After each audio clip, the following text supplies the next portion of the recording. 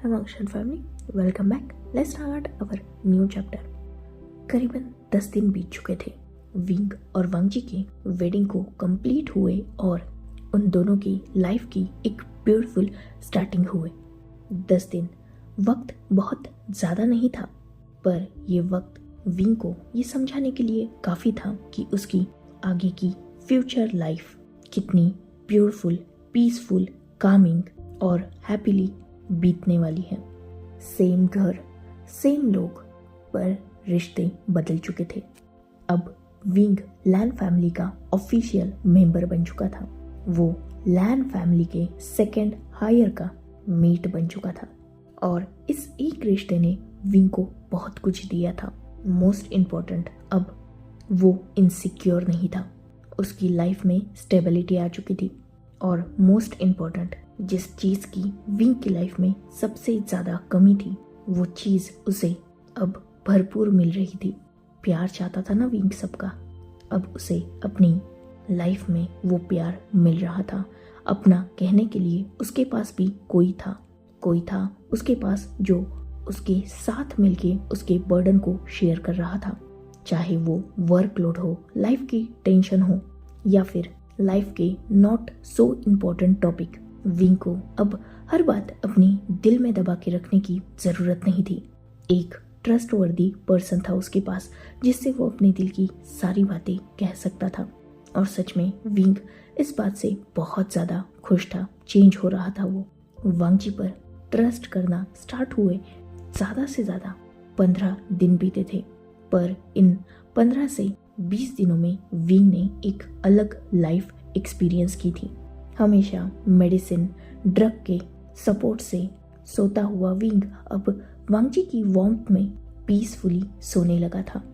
वांगजी जब विंग का हाथ टाइटली होल्ड किए घर से बाहर निकलता था, तब विंग को एक अजीब सी सिक्योरिटी फील होने लगी थी। अब विंग भी किसी पर डिपेंडेंट होने लगा था।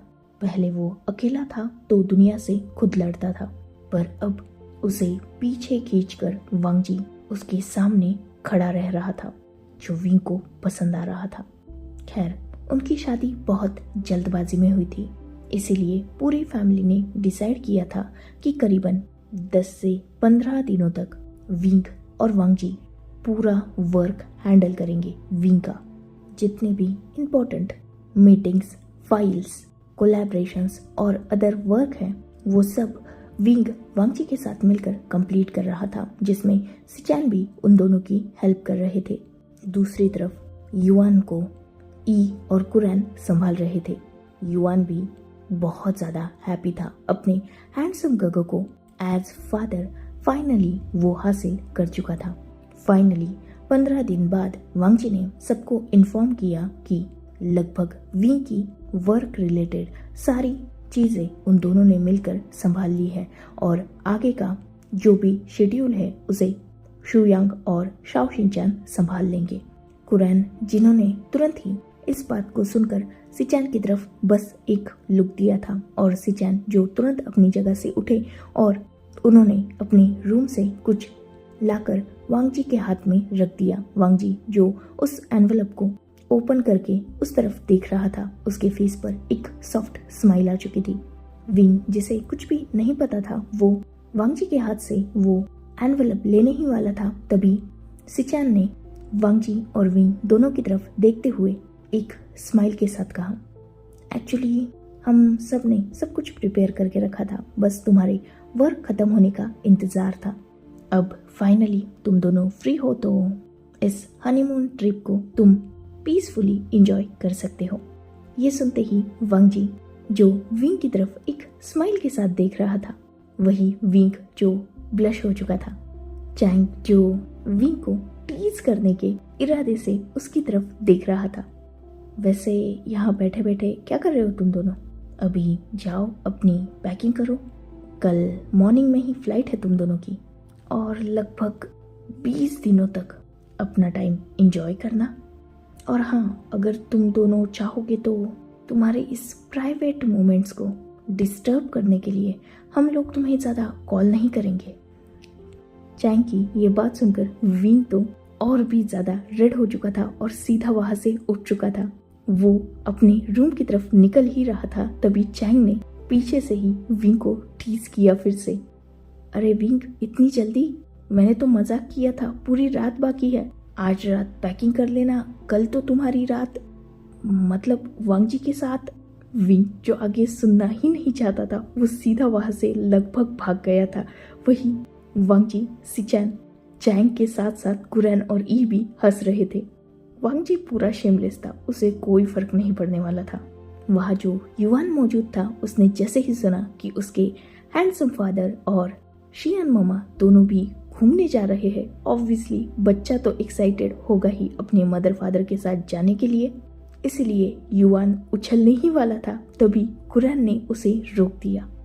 वांग जी जानता था कि कुरैन, सिचैन, चैंग और ई युवान को संभाल लेंगे, इसीलिए वो भी उठ गया और सीधा अपने रूम की तरफ निकल गया, क्योंकि ऑब्वियसली उसे भी पैकिंग करनी थी।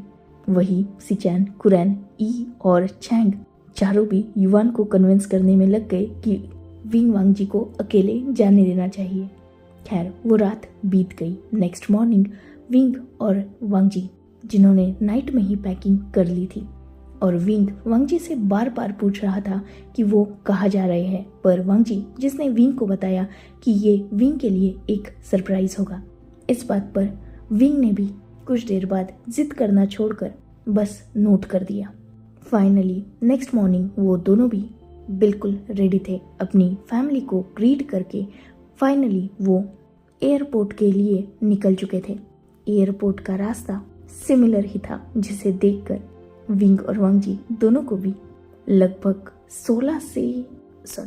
20 से 25 दिन पहले की गई विंग की हरकतें याद आ रही थी। वो यूनिक वांग जी की किडनैपिंग, जिसे सोच के उन दोनों के फेस पर स्माइल थी। फाइनली कुछ देर बाद वो एयरपोर्ट पहुंचे और वहां से वो दोनों सीधा अपने प्राइवेट जेट से निकल चुके थे। करीबन 12 से 15 घंटे का ये सफर विंग के लिए बहुत ज़्यादा मिस्टीरियस बन चुका था, क्योंकि विंग को पता ही नहीं था कि वो जा कहाँ रहे हैं। पर खैर, जैसे ही उन्होंने लैंड किया था और विंग ने नीचे कदम रखा था, वो बहुत जल्द समझ चुका था कि वो कहाँ पहुंचे हैं। विंग, जिसने जैसे ही इस प्लेस की हवा को फील किया था, उसने तुरंत वांग जी की तरफ देखा, जिसके फेस पर बहुत ब्यूटीफुल स्माइल थी। विंग, जो हैप्पी था पर उतना ही कंफ्यूज भी।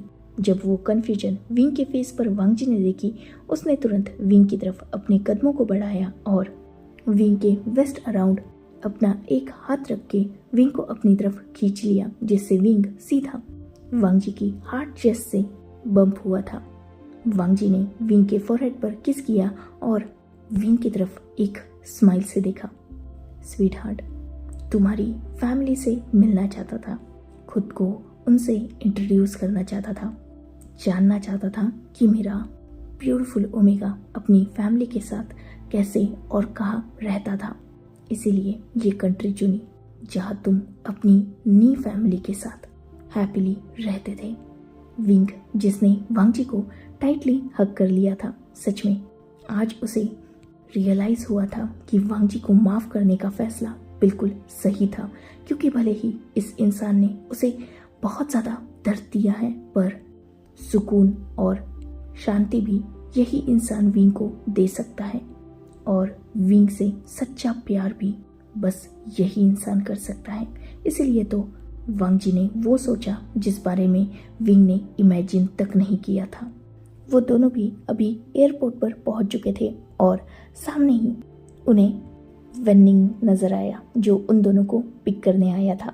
हाँ, विंग की वेडिंग के बाद ही वेनिंग फिर से अपनी कंट्री में आ चुका था, और वांग जी ने रात को ही उसे इन्फॉर्म कर दिया था कि वो विंग को लेकर यहाँ आ रहा है। तो वेनिंग ने ही वांग जी को कहा था कि वो उन दोनों को पिक करने आएगा, और वादे के हिसाब से वेनिंग आ भी चुका था। वेनिंग से फिर से मिलकर विंग और वांग जी दोनों भी खुश थे। विंग और वांग जी दोनों ने भी वेनिंग को हक किया, और वेनिंग, जो उन दोनों को लेकर सीधा नी मैंशन की तरफ निकल चुका था। वेनिंग के साथ उसका एक असिस्टेंट सॉन्गलैंग भी था, जो एक ओमेगा था। वेनिंग, जो विंग और वांग जी को नी मैंशन में लेके गया, ये मेंशन आज भी बिल्कुल पहले की तरह ही वेनिंग ने मैनेज करके रखा था। विंग ने जब न्यू मेंशन में एंटर किया तब पुरानी यादें फिर एक बार जैसे ताज़ा हो चुकी थी। फेस पर हल्की सी स्माइल और आंखों में नमी थी उसके। पर जैसे ही वो नमी वांगजी ने देखी थी, तुरंत विंग के पास पहुंचकर उसने विंग को साइड से होल्ड कर लिया था। और जैसे ही विंग ने आज फिर एक बार इस घर में किसी अपने की वार्मथ को फील किया, सच में उसे बहुत अच्छा लग रहा था। वेनिंग जिसने ऑलरेडी इस घर में पूरे इंतजाम कर दिए थे, उसने कुछ देर बाद विंग और वांगजी से बातें की और वहां से निकल गया। वही विंग और वांगजी ने वेनिंग के साथ ही डिनर तो कर लिया था, तो अब वो सीधा अपने रूम की तरफ गए थे, मतलब विंग का रूम। जैसे ही उन दोनों ने रूम का डोर ओपन किया, वो दोनों भी टोटली शॉक हो चुके थे, क्योंकि वेनिंग ने पूरा रूम बहुत ब्यूटीफुली डेकोरेट करके रखा था, बिल्कुल वेडिंग नाइट की थीम पे। वांगजी जिसके फेस पर ये देखकर एक नॉटी स्माइल आ चुकी थी और वो विंग को देख रहा था। वही विंग जो ये देखकर पूरी तरीके से शॉक था। खैर, उनके रूम में ऑलरेडी उनकी बैग्स पहुंच चुकी थी, तो विंग ने सीधा बैग को ओपन किया, कुछ क्लोथ्स निकाले और वो बाथरूम की तरफ भाग गया। करीबन आधे घंटे के लॉन्ग और रिलैक्सिंग शावर के बाद विंग चेंज करके बाहर आया और तुरंत वांगजी भी चेंज करने जा चुका था। उसने भी एक लॉन्ग शावर लिया और वो भी बाहर आ चुका था। उसने रूम में तुरंत ही अपनी नजरें दौड़ाना स्टार्ट किया, पर पूरा रूम एम्प्टी था। वांगजी जिसे विंग रूम में नहीं दिखा तो वो विंग को ढूंढने लगा, पर अचानक उसकी नजर रूम के बालकनी पर गई, जिसका ग्लास डोर ओपन था। वांगजी जिसने अपनी कदमों को उसी तरफ बढ़ा दिया। कुछ ही देर बाद उसकी नजर विंग पर गई, जो बाहर खड़ा था और सामने की तरफ देख रहा था। वांगजी जिसने विंग को पीछे से हग कर लिया। विंग जो वांगजी के टच से एक पल के लिए शिवर चुका था, लेकिन दूसरे ही पल उसने भी वांगजी के हाथ पर अपने हाथ रख दिए थे। क्या देख रहे हो स्वीटहार्ट? विंग जिसने अपने हेड को वांगजी के शोल्डर पर थोड़ा सा लीन किया और अपनी सॉफ्ट वॉइस में कहा, ये प्लेस मेरी और नी हुसैन की सबसे ज़्यादा पसंदीदा थी, क्योंकि यहाँ से पूरा गार्डन का व्यू क्लियरली नज़र आता था। वो सामने पॉन्ड देख रहे हो वांगजी? उसमें जो लोटस है ना, वो खुद मैंने मेंग्याओ गगने और नी हुसैन ने लगाए थे। मुझे बचपन से ही लोटस बहुत ज़्यादा पसंद थे, और ये बात जब मिंजू को पता चली तो उन्होंने अपने घर में ये आर्टिफिशियल पॉन्ड बनवाया। और हम चारों, इवन हम पांचों, वेनिंग भी अक्सर रात को उस पॉन्ड के साइड में जो प्लेस नज़र आ रही है ना, वहाँ पर बैठा करते थे और बातें किया करते थे। नी हुसैन और मैंने मेंग्याओ गगो और नी मिंजू गगो को बहुत ज़्यादा परेशान किया है। खासकर मैं उन दोनों के लिए बिल्कुल बच्चे की तरह था। वो जानते थे कि अक्सर गलतियाँ मैं करता हूँ और सारा ब्लेम जानबूझ के नी हुसैन पे डालता हूँ, पर फिर भी मिंजू को हमेशा मेरी साइड लेते थे और नी हुसैन को डांटते थे। विंग जो ये सारी बातें वांगजी से बोल रहा था, उसके फेस पर एक सॉफ्ट स्माइल थी, तब जैसे वो सारी बातें बताते हुए वो उन पलों को जी रहा हो। विंग ने वांगजी को ऐसी बहुत सारी यादें बताई और वांगजी भी उन्हें शांति से सुन रहा था। उसे आज विंग का एक अलग फेस नजर आ रहा था। विंग की बातों से, विंग की हरकतों से और विंग के अतीत से वांगजी विंग को और ज़्यादा पहचानने की कोशिश कर रहा था। खैर, वहाँ खड़े हो रहते हुए करीबन 1 से 1.5 घंटा बीत चुका था, जिसका एहसास उन दोनों को भी नहीं था। पर बाहर का वेदर धीरे धीरे कोल्ड हो रहा था और वांगजी भी अब अपनी बाहों में सिमटे हुए ओमेगा को थोड़ा शिवर करते हुए देख सकता था। इसीलिए उसने विंग को सीधा अपनी बाहों में उठा लिया था। विंग जो दिल खोल के आज किसी से अपनी पुराने दिनों के बारे में बात कर रहा था, तो उसे भी थोड़ा बेटर फील हो रहा था, जिस वजह से वो भी खुश था। वांगजी ने विंग को अंदर लाया और उसे बेड पर बिठा दिया। उसने बालकनी का ग्लास डोर क्लोज कर दिया था, क्योंकि बाहर ठंडी हवा थी। वांगजी जो खुद बेड पर लेट चुका था और उसने विंग को अपनी तरफ खींच लिया था, जिससे विंग जो वांग जी के ऊपर आ चुका था। वांग जी जिसने अपने एक हाथ को अपने हेड के पीछे सपोर्ट के लिए लगा के रखा था और वो बेड के हेडबोर्ड से लग कर बैठा हुआ था, वही विंग जिसकी बैक वांग जी की तरफ थी और वो वांग जी की बॉडी पर लगभग लीन था। उन दोनों की नज़र भी बाहर की तरफ थी, जहाँ बालकनी के ग्लास डोर से मून क्लियरली नजर आ रहा था। विंग को इतना इमोशनल देखकर आज वांग जी ने बस ये सोचा था कि वो विंग को सपोर्ट करेगा। अगर विंग और उससे बातें करना चाहता है तो वांग जी वो बातें सुनेगा। पर वही दूसरी तरफ विंग जिसकी थिंकिंग कुछ अलग थी, बहुत इमोशनल हो चुका था वो। इस कंट्री से, इस प्लेस से, इस मेंशन से और स्पेशली इस रूम से बहुत सारी यादें जुड़ी हुई थी उसे, और एक और खूबसूरत याद वो बनाना चाहता था।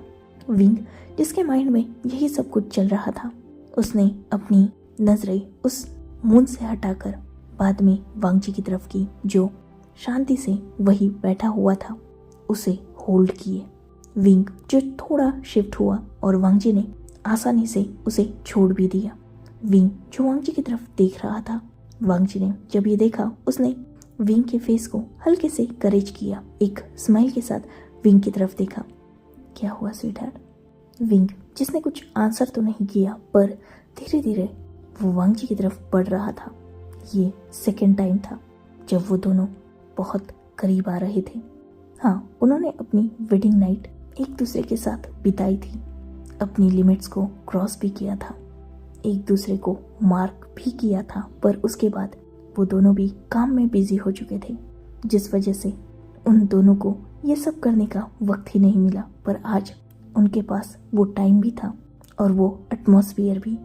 वेनिंग ने तो सारी प्रिपरेशन करके रखी ही थी, तो इस चांस को मिस नहीं करना चाहिए था, और विंग एग्जैक्टली ऐसा कर भी रहा था।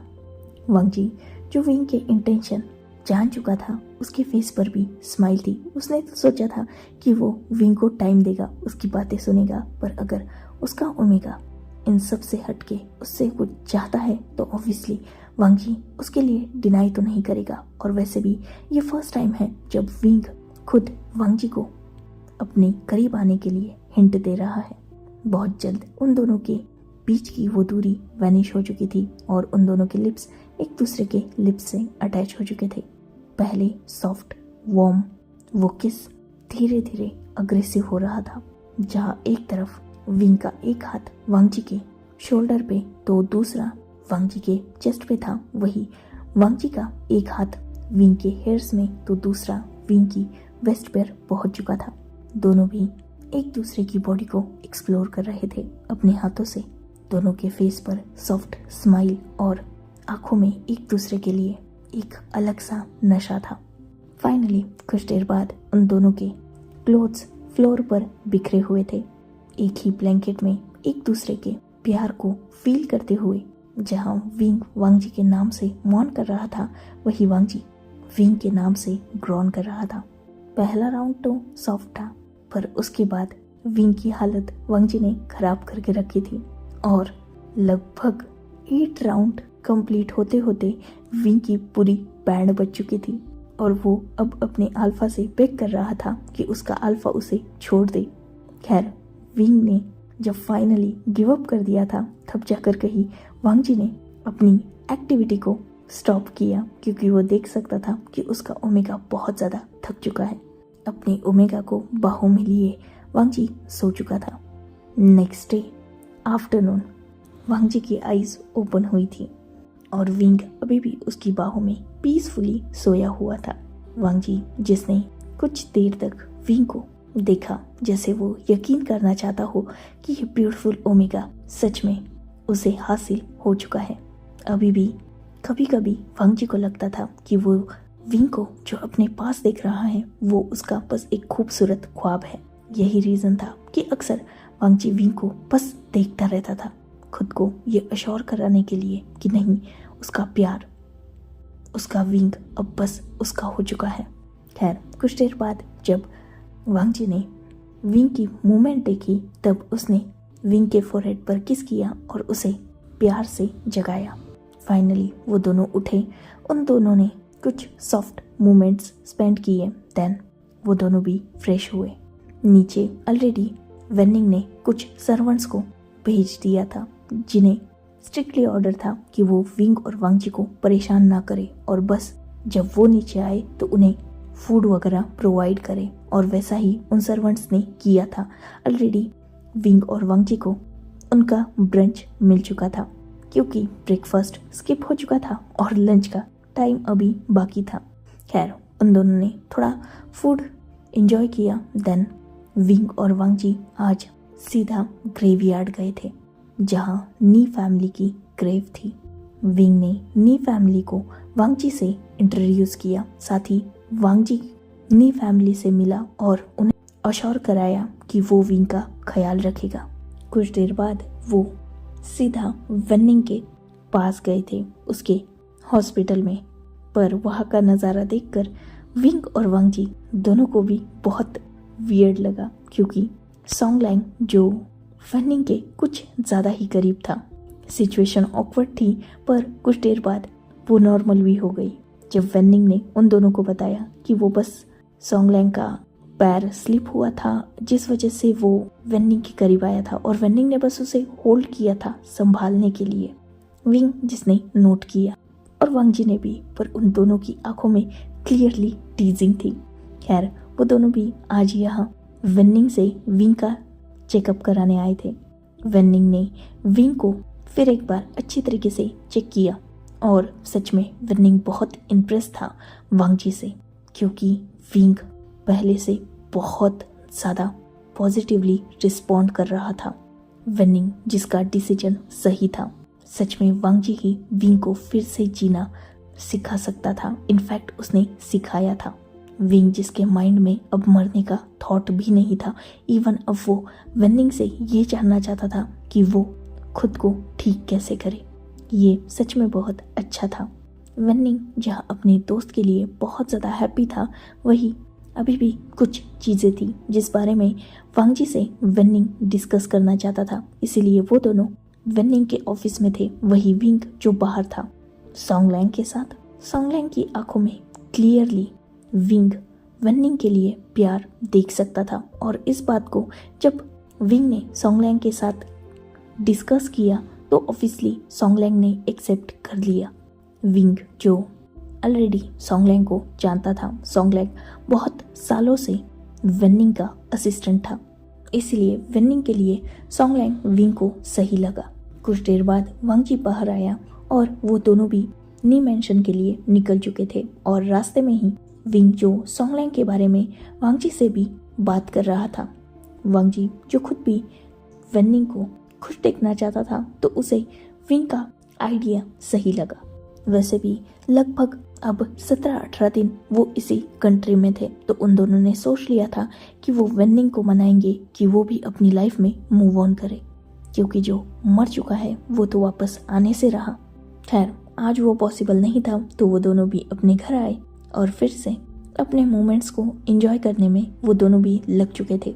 थोड़ा बहुत घूमना, विंग से उसके पास्ट के बारे में जानना और कुछ ब्यूटीफुल मेमोरीज जो वो दोनों भी वहाँ क्रिएट कर रहे थे। ऐसे ही धीरे धीरे वक्त बीत रहा था। नेक्स्ट डे विंग ने वेनिंग को अपने पास बुलाया और वांगजी भी वहाँ मौजूद था। विंग जिसने वांगजी के साथ मिलकर वेनिंग से सॉन्गलैंग के बारे में बात किया, पर वेनिंग उस बात को टोटली डिनाई कर चुका था क्योंकि वो नी हुसैन से बहुत ज़्यादा प्यार करता था और हुसैन के मौत के साथ ही उसका प्यार भी खत्म हो चुका था। पर ऑब्वियसली वो एक अल्फा है, एक ओमेगा की ज़रूरत उसे भी है और वो नी हुसैन को धोखा नहीं दे रहा। इनफैक्ट नी हुसैन बहुत ज़्यादा सैड फील कर रहा होगा उसे दर्द में देखकर। वांगजी और विंग वेनिंग को ये सारी बातें समझा रहे थे, पर वेनिंग ने इस टॉपिक को ही बाद में ड्रॉप कर दिया था और वो इस बारे में बात ही नहीं करना चाहता था। खैर उन दोनों के पास वक्त बहुत ज़्यादा था। धीरे धीरे जैसे जैसे दिन बीत रहे थे, विंग और वांगजी दोनों भी वेन्निंग को कन्विंस कर रहे थे सोंगलैंग के लिए, क्योंकि सोंगलैंग की आंखों में भी वेन्निंग के लिए सच्चा प्यार था। इवन सोंगलैंग ने भी ये डिसाइड कर लिया था और ये फैसला तक वेन्निंग, वांगजी और विंग को सुना दिया था कि अगर वेन्निंग उसके प्यार को एक्सेप्ट नहीं करेगा तो वो भी किसी और से प्यार और शादी नहीं करेगा। जैसे वेन्निंग के लिए हुसैन उसकी दुनिया था, वैसे ही सोंगलैंग के लिए वेन्निंग उसकी दुनिया है। इसी बात से वांगजी और विंग को ये क्लियर हो चुका था कि सोंगलैंग वेन्निंग से कितना ज़्यादा प्यार करता है। वेन्निंग को विंग और वांगजी ने बहुत ज़्यादा समझाया, बहुत ज़्यादा कन्विंस किया, उसे ये समझाया कि वो हुसैन को बिट्रेड नहीं कर रहा। वेन्निंग जो पहले बिल्कुल मान नहीं रहा था, पर विंग ने वेन्निंग को खुद की लाइफ का एग्जाम्पल दिया। ऑब्वियसली सिचुएशंस भले ही अलग थी, पर बहुत सी सिमिलर्स भी थी। जैसे विंग को बर्थ वी चांद से और कांसे सर ने दिया, पर वो कभी भी मदर फादर का प्यार विंग को नहीं दे पाए, पर उसके बदले गॉड ने विंग के पास नी फैमिली को भेजा, जिन्होंने विंग की लाइफ को एक फैमिली की इम्पोर्टेंस बताई और उसे फैमिली का प्यार दिया। बिल्कुल वैसे ही भले ही गॉड ने वेन्निंग से उसका प्यार नी हुसैन को छीन लिया हो, पर एक सेकंड चांस सोंगलैंग के जरिए वेन्निंग को फिर से गॉड ने दिया है। और वैसे भी सोंगलैंग खुद भी इस बात से डिनाई नहीं करता था कि वो कभी भी वेन्निंग की लाइफ में फर्स्ट प्लेस पर रहे। ये हो ही नहीं सकता था, क्योंकि सोंगलैंग ने भी वेन्निंग के लाइफ में नी हुसैन के प्यार को एक्सेप्ट कर लिया था। वो फर्स्ट नहीं बल्कि वेन्निंग का लास्ट लव बनना चाहता था। विंग ने और वांगजी ने जब वेन्निंग को फाइनली ये समझाया कि एक का प्यार तो पूरा नहीं हो सकता, तो क्यों ना किसी और का प्यार पूरा करके वेन्निंग खुद को और सोंगलैंग को एक नेक्स्ट चांस दे।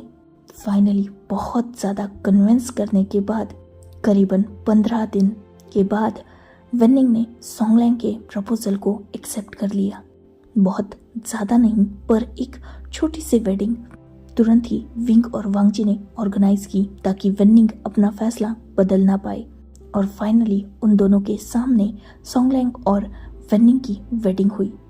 अब फाइनली विंग अपने दोस्त को इस कंट्री में छोड़ के जा सकता था, क्योंकि वो भी जानता था कि अब उसका दोस्त भी अकेला नहीं है, उसकी लाइफ में कोई है जो उसे संभाल सकता है। फाइनली विंग और वांगजी दोनों का भी टाइम खत्म हो चुका था इस कंट्री में, मतलब 20 दिन कंप्लीट हो चुके थे, और वो दोनों भी आज फिर से अपनी कंट्री के लिए निकलने वाले थे। विंग जिसने वेन्निंग को फिर एक बार समझाया कि उसे सोंगलैंग को प्यार देना होगा और अपनी लाइफ में उसे पूरी तरीके से एक्सेप्ट करना होगा एज ओमेगा। सोंगलैंग के बहुत सारे राइट्स है वेन्निंग पर, और वो सारे राइट्स अब वेन्निंग को सोंगलैंग को देने ही होंगे। वेन्निंग ने भी इस बात को नोट किया और विंग और वांगजी फाइनली वो कंट्री छोड़ के फिर से अपनी कंट्री में आ चुके थे। घर आते ही युआन, जो अपनी शियान मामा और अपने हैंडसम डैड से चिपक चुका था, खैर उन सब ने मिलकर कुछ बातें की और वेन्निंग के बारे में विंग ने लैन फैमिली को बताया, और लैन फैमिली भी वेन्निंग के बारे में जानकर बहुत ज़्यादा खुश हो चुकी थी। वो दोनों भी थक चुके थे, इसीलिए अपने रूम में रेस्ट करने के लिए चले गए। नेक्स्ट डे उनकी डेली रूटीन स्टार्ट हो चुकी थी।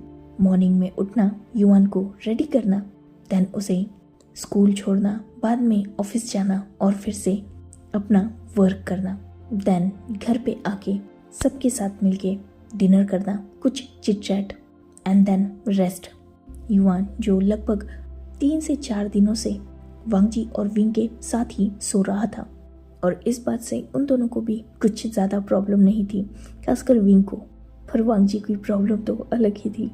खैर वांगजी भी युआन को इग्नोर नहीं कर सकता था, इसलिए वो भी युआन को इक्वली प्यार देने की कोशिश कर रहा था, और युआन की वजह से विंग से थोड़ी बहुत दूरी भी सह रहा था। ऐसे ही धीरे धीरे दिन बीत रहे थे। वांगजी आज सिचैन के रूम में था, क्योंकि उसे अपने घर से और चैंग से कुछ बात करनी थी। वांगजी जो सिचैन के पास गया और उसने लगभग सिचैन को टाइटली हग कर लिया था। सिचैन जिनके फेस पर आज स्माइल थी। थैंक यू सो मच गा। बस आपकी वजह से आज विंग मेरे पास है, वो मुझसे प्यार करता है गा, और ये बात आज मैं समझ चुका हूँ। अब हर रोज़ वो मुझे आई लव यू बोलता है, मेरे पास वो अपनी सिक्योरिटी ढूंढता है, मेरी बाहों में पीसफुली सोता है और मुझे देखकर मुस्कुराता है। ये बस आप दोनों की वजह से हुआ है। अगर आप दोनों उस दिन मुझे वो सब कुछ सजेस्ट नहीं करते तो शायद मैं सच में विंग को खो देता। सिचैन, जिन्होंने वांग जी के हेयर्स को प्यार से रफल किया, वांग जी, मैं जानता हूँ तुम विंग से कितना प्यार करते हो, इसीलिए मैंने तुम्हें बस एक आइडिया दिया, पर मैं खुश हूँ कि वो आइडिया सक्सेसफुल हुआ और तुम दोनों साथ हो। एक छोटा सा फ्लैशबैक, जिस दिन वांग जी विंग को डेट पे लेके गया था और विंग ने वांग जी से वो सारी हर्टफुल बातें की थी। उसके बाद वांग जी घर आया, उसने अपने भाई से और दोस्त से सारी बातें डिस्कस की और वो सीधा अपने रूम में जाकर लेट चुका था। सोया तो वो बिल्कुल नहीं। Next day morning, even early morning ही सिचैन और चैंग भी सीधा वांग जी के पास पहुंचे थे, क्योंकि नींद उन दोनों को भी नहीं आई थी। वांग जी के रूम के डोर को जब उन्होंने ओपन किया तब वो शॉक थे, क्योंकि पूरा रूम सिगार स्मोक से फिल था और वांग जी की हालत बहुत ज़्यादा बुरी थी। इसीलिए सिचैन ने वांग जी की थोड़ी हेल्प की। सिचैन ने वांग जी को ये समझाया कि विंग की आंखों में उसके लिए प्यार सच्चा है और इस बात को विंग एडमिट भी करता है। तो वांग जी एक काम करे, कभी कभी चीज़ें और इंसान जब हमारे पास होते हैं तो उसकी अहमियत समझ नहीं आती, पर जब वो दूर होते हैं तब उनकी अहमियत समझ में आ जाती है।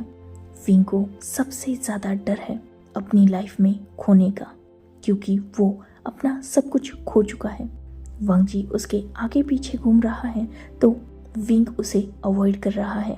तो क्यों ना एक चांस लिया जाए और विंग को इस बात का एहसास दिलाया जाए कि वांग जी भी अब उससे दूर हो रहा है। ये थोड़ा हार्ड होगा, इनफैक्ट रिस्की भी होगा, पर अगर ये आइडिया काम कर गया तो वांग जी हमेशा के लिए विंग को हासिल कर लेगा। वांग जी को भी ये सही लगा।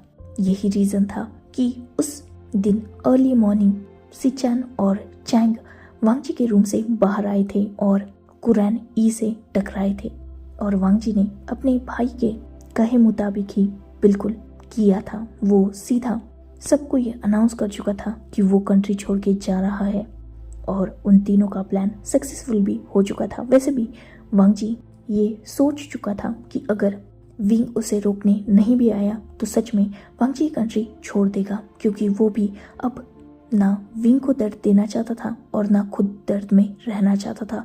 और अगर वो दोनों आमने सामने रहे तो ऑब्वियसली दोनों को हर्ट होगा। या तो वो एक हो जाए और साथ रहने लगे, या फिर हमेशा के लिए अलग हो जाए, और वो दोनों भी एक हो गए। विंग वांग जी के दूर जाने के ख्याल से डर गया और फाइनली उसने वांग जी को अपने पास लाया। वांग जी जो इसी बात को लेकर बहुत ज़्यादा खुश था, फाइनली उसके भाई ने उसे एक परफेक्ट आइडिया दिया और आज विंग उसके पास था। सब कुछ ठीक हो चुका था और उन दोनों की एक ब्यूटीफुल जर्नी भी स्टार्ट हो चुकी थी। अपने भाई और अपने दोस्त को थैंक्स बोलने के बाद वांग जी जो अपने रूम में आ चुका था, जहां युआन बेड पर सो चुका था, उसे विंग ने सुला दिया था और विंग खुद अपना कुछ काम कर रहा था। पर जैसे ही वांग जी ने रूम में एंटर किया था, विंग ने तुरंत ही अपने लैपटॉप को बंद कर दिया था और सीधा वो उठकर वांग जी के पास आ चुका था। वांग जी जिसे ये देखकर अच्छा लगा। अब विंग अपनी लाइफ में सब कुछ स्टेबल कर रहा था। अब वो अपने वर्क को ज़्यादा प्रायोरिटी नहीं देता था। उसकी फर्स्ट प्रायोरिटी था युआन और सेकंड प्रायोरिटी था वांग जी और बाद में उसकी फैमिली।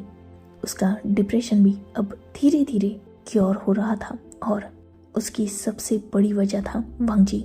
वांग जी सच में विंग को वो इमेजिनरी दुनिया दे रहा था जीने के लिए, जिसके सपने कभी विंग ने वांग जी के साथ देखे थे और वांग जी ने विंग को दिखाए थे।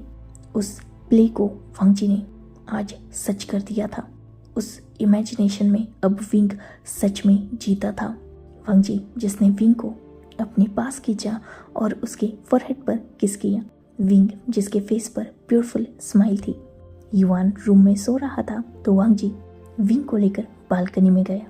वांग जी जो वहाँ काउच पे बैठ चुका था और विंग जो उसकी लैप में था, वो दोनों भी एक दूसरे को होल्ड किए चांद को देख रहे थे। एक छोटा रिश्ता जो अब उन दोनों की लाइफ की सच्चाई बन चुका था। एक दूसरे को उन दोनों ने कंप्लीट कर लिया था। खासकर विंग की लाइफ जो पहले सब कुछ होते हुए भी अधूरी थी।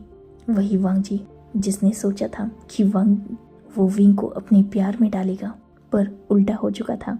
वही विंग के प्यार में डीपली पड़ चुका था। सच में प्यार एक अलग फीलिंग है, एक ऐसी फीलिंग जिसमें इंसान कुछ भी कर गुजरने की ताकत रखता है। झूठ को सच भी बना सकता है और पत्थर को दिल भी बना सकता है। उस दिल को धड़कना भी सिखा सकता है और जिंदगी को खुशहाल भी बना सकता है। जैसे विंग और वांग जी की लाइफ फाइनली ट्रैक पे आ चुकी थी और वो दोनों भी हमेशा साथ में खुश रहेंगे अपने बच्चे के साथ। और ये प्यारी सी स्टोरी फाइनली कंप्लीट होती है।